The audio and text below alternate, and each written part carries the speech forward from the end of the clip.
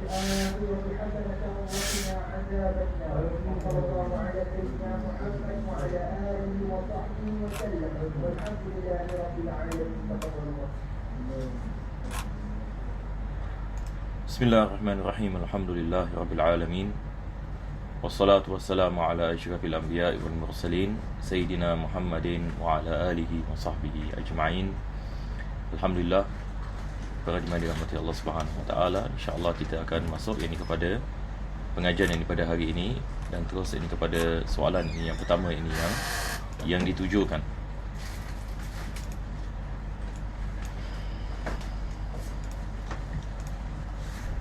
Maka soalan ini yang pertama menanyakan, Assalamualaikum Ustaz. Waalaikumsalam. The husband is due in a few months to leave for overseas for more than 2 years. If the couple is experiencing marital problems and the husband says that he will divorce her but only when he is settled overseas, is this allowed?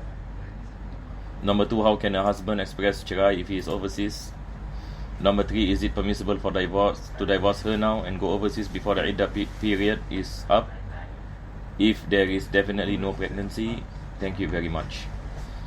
So basically this question is asking that the husband and his due need to work overseas and for a few months for more than 2 years, and the couple and is experiencing any problems in their relationship, and the husband and he mentioned that he will divorce the wife only when he is settled overseas.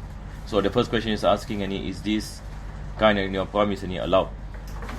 If the husband and he tells the wife that I will divorce you, divorce does not occur. If the husband and he said that I will divorce you, the divorce does not occur. Or he said that I will after I settle overseas, I will divorce you. So this statement of I will divorce you that shows in the future does not incur any divorce. But if the husband and he put a condition by saying that if I settle myself overseas, you are divorced, and then it is a different situation. That once he settle overseas, the wife is divorced. This is the incurring part pertaining to ta'liq, when a husband and he puts a condition. But if the husband say I will divorce, is for future. So it is not any specific.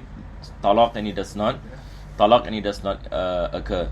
If the husband and he says so, if the divorce does not take place. I will answer the rest first, and inshallah I'll come back to it.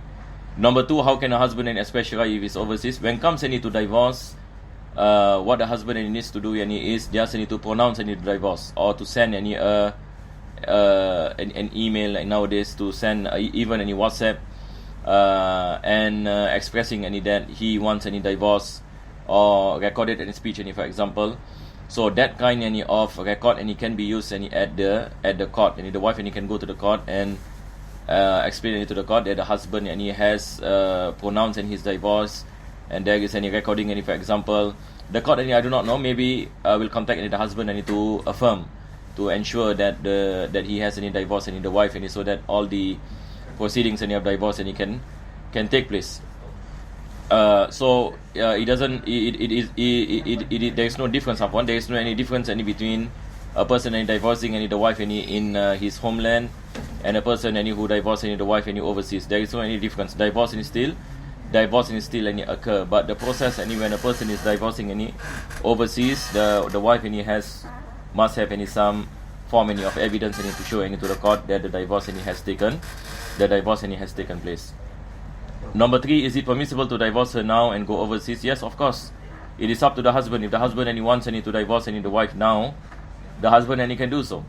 And that is better in reality, so that the husband does not put himself in difficulty, or put the wife in difficulty. If he already made any decision to divorce, he can divorce before going overseas, and go overseas before the iddah period. Is up, if there is definitely no pregnancy. The thing here is, in whatever situation, iddah is still wajib.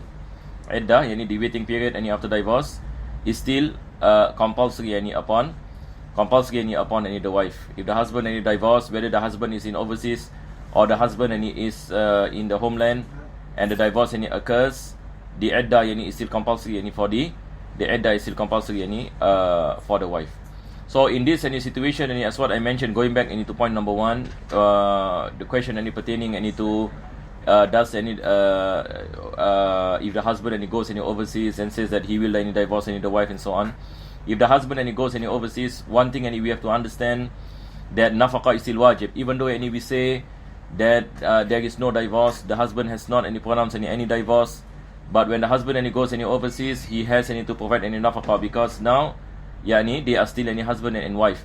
In a situation where the husband does not give any nafaqah, because the question is saying any 2 years any husband and is what you call it overseas any 2 years, if the husband does not any give any nafaqah and there is no any what you call it what you call it communication and so on between any husband and wife, and the wife and he can ask any for divorce any at the court.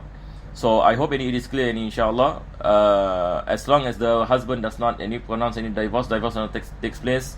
If divorce takes place, any nafaqah any is still any wajib any upon the husband, even though he is overseas. If he doesn't give any nafaqah and no communication any at all, just leaving any the wife any like that, then some of you any might ask any then will not this any put any the wife any in difficulty? Of course any put the wife in difficulty, but of course any there is also a way out, that the wife any can lodge any complaint any to the courts, mentioning any her situation, and she can ask any for divorce any if the husband any does not any provide any nafaqah any for some any period any of time. And if she recited the ta'liq during the nikah, if the marriage any is done in Singapore we have this 4 months thing when comes any to the ta'liq talaq, then any the judge any can occur any the talaq any on her behalf any if the husband any leave the wife any for more than 4 months any without any giving any nafaqah. Afwan, soalan yang menanyakan berkenaan dengan suami pergi luar negeri lebih daripada 2 tahun. Dia mengatakan dia akan ceraikan isterinya bila dia di luar negeri. Adakah ini dikirakan sebagai cerai? Ia tidak dikirakan sebagai cerai selagi mana suami mengatakan saya akan ceraikan. Ini akan ceraikan apa yang akan datang, maka ia tidak memberikan kesan kepada perceraian. Berbeza kalau sekiranya dia mengatakan apabila saya berada di luar negeri engkau diceraikan, maka di sini bila dia berada di luar negeri cerai ini isterinya. Sebab di sini kita mengatakan dia adalah sesuatu yang terang, syarat yang terang. Berbeza dengan dia mengatakan apabila aku apabila aku berada di luar negeri aku akan ceraikan. Yani ini bukan syarat ini bagi kita mengatakan ini ta'liq yang mu'tabar. Yang kedua, dia menanyakan berkenaan dengan bagaimana suami menceraikan isteri bila dia berada di luar negeri. Ini sama sahaja di luar negeri, sama ada melalui yani email, melalui tulisan ataupun melalui percakapan, maka isteri yani apa kita mengatakan perlu ada bukti kalau isteri mau membawa kes ni kepada mahkamah, ataupun suami langsung ini menghubungi ini mahkamah di Singapura misalnya dan mengatakan dia telah ceraikan isterinya. Yang ketiga berkenaan dengan adakah dibolehkan dia menceraikan isterinya dahulu sebelum pergi luar negeri? Jawapannya dibolehkan. Soalan yang kedua menanyakan, Assalamualaikum Ustaz. Waalaikumsalam. Saya ada satu pertanyaan, bagaimana kalau pasangan bukan Islam, salah seorangnya ingin memeluk agama Islam dan seorang lagi tidak mahu memeluk agama Islam, dan jika salah seorang mereka memeluk agama Islam, apakah status perkahwinan mereka?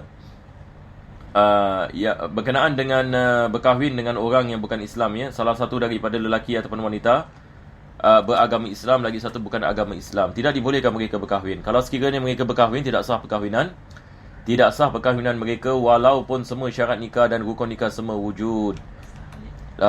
Ia tidak sah. Cuma zaman sekarang ada mungkin satu sahaja yang keadaan yang mana nikah itu boleh menjadi sah kalau berkahwin dengan orang yang bukan Islam. Pertama sekali, yang berkahwin adalah lelaki Islam dengan wanita Yahudi, Ahlul Kitab.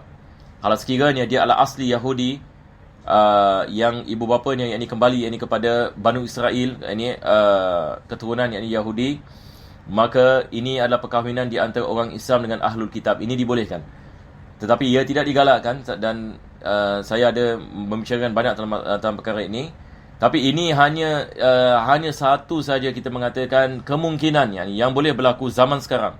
Sebab agama Nasrani ini bukan dikirakan ini sebagai sebagai ahlul kitab. Sebab ini ahlul kitab ni panjang sikit ini bahasnya, ada syarat-syarat ini baginya. Tetapi berkenaan dengan orang Yahudi, mereka dianggap ini sebagai ahlul kitab. Selain daripada mereka tidak dibolehkan. Walaupun ini orang Nasrani, apa lagi ini orang yang apa kita mengatakan selain ini daripada ahlul kitab ini, kita ada ijma' ini ulama ini tidak boleh berkahwin ini sama sekali. Begitu juga dengan orang yang tak ada agama. Orang yang tidak beriman ini kepada Tuhan, ini seperti atheist dan agnostik dan sebagainya, maka ini semua adalah hukum seperti musyrikin. Yang kedua, bagaimana cara untuk mengislamkan budak di bawah umur? Budak di bawah umur tak perlu ini diislamkan. Budak kalau dia belum baligh, maka dia dikirakan sebagai Islam dengan keislaman ibu bapanya. Kalau ibu bapanya ini masuk ke dalam agama Islam, maka dia dikirakan ini sebagai agama Islam. Tetapi tidak ada masalah kita suruh dia mengucapkan kalimah. Kita suruh dia mengucapkan ini kalimah syahadah. Berbeza kalau dia sudah baligh. Kalau baligh ini wajib ini kita mendengarkan kepadanya ini kalimah syahadah. Soalan ini yang ketiga menanyakan, Assalamualaikum Ustaz. Waalaikumsalam. Saya nak bertanya, apakah perlu saya buat apabila hubungan saya dengan suami sentiasa tiada perubahan dalam hubungan? Maksud saya tiada kejujuran, tiada tolak ansur, tiada kesefahaman. Walaupun kami berusaha untuk berubah tetapi tetap tidak berlaku perubahan itu. Adakah penceraian jalan selesainya? Mohon beri pendapat dan nasihat Ustaz. Terima kasih.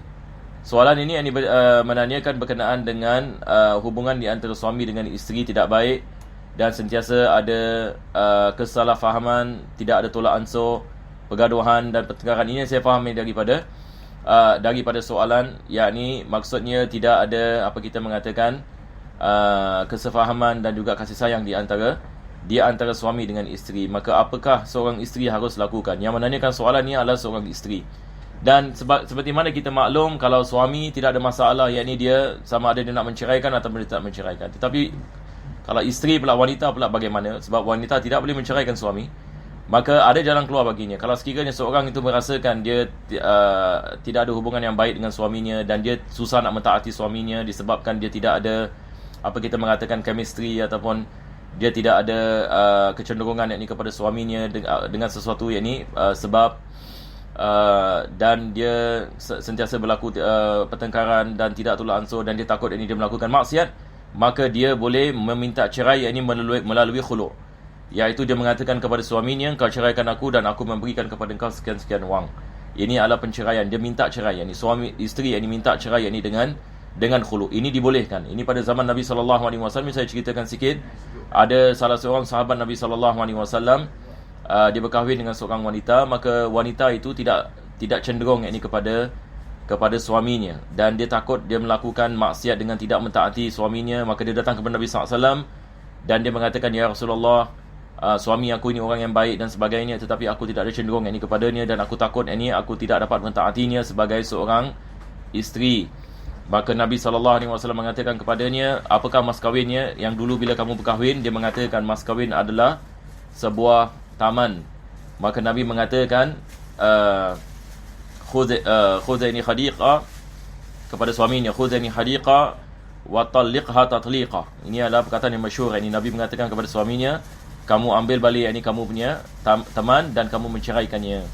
Kamu menceraikannya dengan satu cerai dan kamu ambil balik ini tebusan itu. Ini adalah daripada hukum akam yang bersangkut paut dengan apa kita mengatakan dengan khulu'. Maka dibolehkan bagi isteri tersebut untuk meminta yakni penceraian. Jadi insya-Allah di sini saja pada hari ini. Bismillahirrahmanirrahim. Alhamdulillahirabbil alamin wa sallallahu ala sayyidina alhamdulillahirabbil alamin. Allahumma shalli wa sallim ala sayyidina Muhammad wa ala ali sayyidina Muhammad. Rabbana atina fid dunya hasanah wa fil akhirati hasanah wa qina adzabannar. Sallallahu ala sayyidina Muhammadin wa ala alihi wasallam. Alhamdulillahirabbil alamin.